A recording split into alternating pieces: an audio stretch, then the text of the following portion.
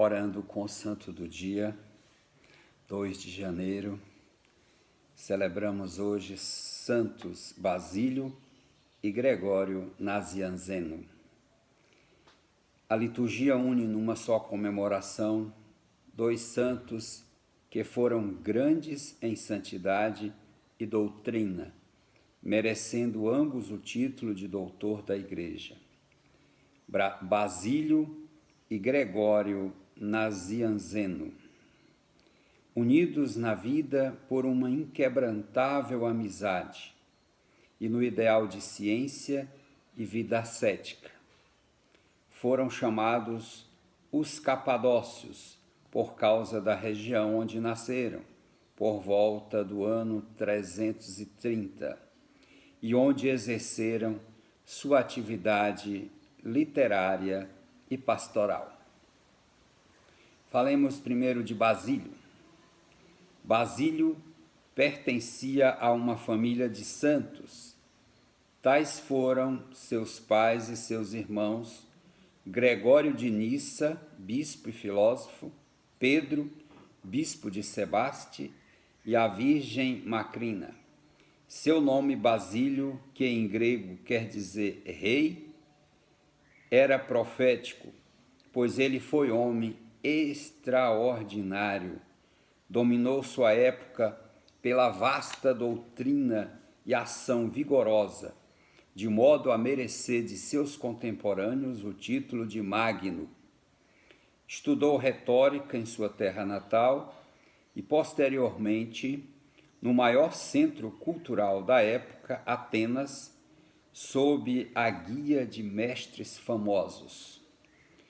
Sonhou inicialmente com glória e riquezas terrenas, mas a profunda amizade que o prendeu a Gregório Nazianzeno deu outro rumo à sua vida. Orientou para a ciência divina e a ascética cristã. Por motivos de estudo, fez várias viagens ao Egito, à Palestina e à Síria, vindo a conhecer as mais antigas e tradicionais igrejas do Oriente. E entrando em contato com a vida monástica, em seguida retirou-se com Gregório Nazianzeno para Cesareia de Capadócia, hoje região da Turquia, entregando-se aos estudos sagrados e à vida ascética. As numerosas controvérsias doutrinárias daquela época tiveram nele e no amigo Gregório árbitros sábios, prudentes e atentos. Em 370 foi eleito bispo de Cesareia, modelo de pastor, exemplar em todas as virtudes. Basílio era um baluarte da fé contra os contínuos e rudes ataques da heresia ariana. Aliás, esse foi um dos seus grandes feitos. Empenhou-se com zelo nos graves problemas sociais, fundando uma verdadeira cidade filantrópica, com hospital, orfanato, abrigos, escolas. Pela experiência e doutrina acumulada nas diversas viagens, soube formular para a vida monástica normas sábias seguidas até hoje por muitos mosteiros no Oriente. Dele conservam-se numerosos sermões, verdadeiros tratados morais sobre a avareza, inveja, abuso das riquezas. Eis um trecho expressivo. Abre aspas. O rico diz: por acaso cometo injustiça contra alguém, guardando o que é meu ou fazendo dele o que quero? Mas diga-me o que é seu, donde trouxe para a vida o que recebeu? Por acaso não saiu nu do ventre de sua mãe? E não o receberá sem nada a terra depois da morte? De onde lhe veio a quantidade de bens que goza? Se cada um se contentasse com tomar o indispensável para atender às suas necessidades e deixasse para os pobres o supérfluo, não haveria nem pobres nem ricos, e não existiria a questão social. O pão que você segura é o pão do faminto. O vestido que você guarda em sua casa é de quem está nu. A prata que guarda nos cofres é de quem passa necessidade. Não sabe que será tanto maior seu pecado, quanto maior for o número de seus bens acumulados? No enterro de São Basílio estavam presentes cristãos e pagãos para renderem a última homenagem àquele bispo considerado por todos como verdadeiro pai, tutor da justiça e apóstolo da caridade. Realmente é grande o legado e maior ainda o testemunho de São Basílio Magno. E ele também teve uma atuação fortíssima no Concílio de Nicéia, no ano 325, contra o arianismo. O arianismo, graças ao apoio do imperador do Oriente, Valente, começou a ser conhecido rapidamente também na Síria e Palestina.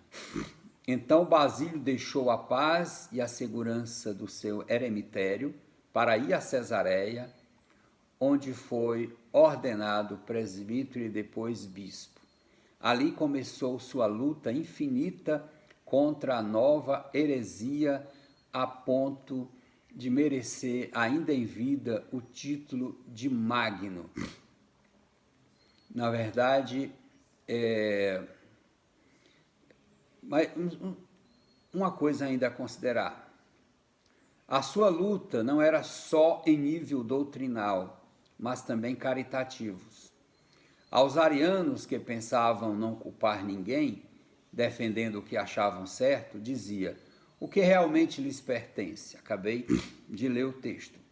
Por outro lado, Basílio fundou, bem na entrada da cidade, uma cidadela da caridade, a famosa Basilíada, esse nome que eu tinha omitido por esquecimento, Basilíada, que realmente foi algo muito marcante em toda a história da igreja. E ele é um dos grandes justamente por isso. A sua morte, ocorrida no ano 389, com a idade de quase 60 anos.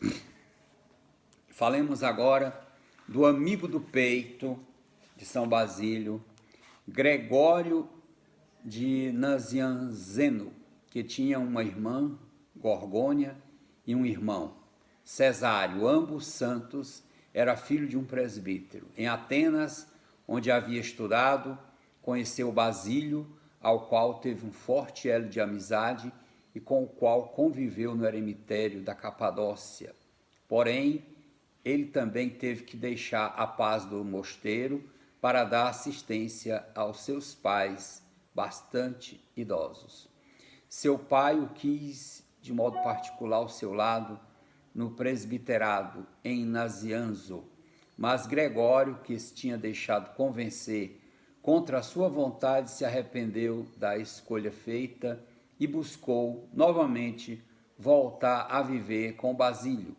Mas este, ao invés, o convenceu a voltar à casa do pai para ser seu conselheiro no difícil governo da igreja de Nazianzo. Ou seja, colocou a missão acima da amizade. Isso é extraordinário. Quer dizer, não aquilo que que agrada ao meu coração, que me apraz, mas aquilo que agrada a Deus, que é melhor para a missão. E ele então aí pôde exercer o seu ministério.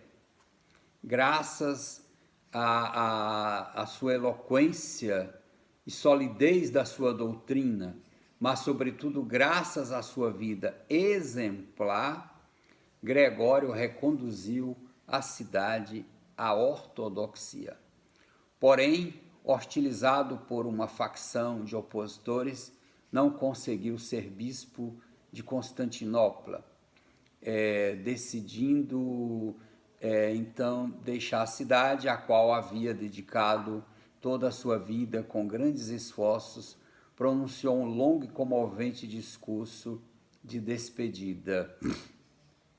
De fato, a passagem de Gregório, que foi enviado pelo imperador Teodósio a Constantinopla para combater a difusão da heresia ariana, foi realmente de grande relevância, conseguiu total êxito e foi perseguido implacavelmente pelos arianos, que de fato, apoiados pelo imperador, o induziram a abdicar a cátedra de patriarca. Retirou-se então para a solidão monástica, entregue à meditação e à atividade literária. Dele se conservam 53 sermões, 242 cartas e numerosas poesias de alto conteúdo teológico. Com o amigo Basílio, mereceu ser distinguido com o honroso título de doutor da Igreja. São Basílio Magno e São Gregório Nazianzeno, rogai por nós. Dois grandes santos, amigos de famílias de santos, que extraordinário, de sabedoria extraordinária e, sobretudo, de amor total à missão, obediência total a Deus. Que Deus te abençoe, te proteja, livre de todo mal, em nome do Pai, do Filho e do Espírito Santo. Orando com o Santo do Dia, um belo caminho para seguir Jesus hoje também. Então assista nossos vídeos e compartilhe com seus amigos. Obrigado, até o próximo.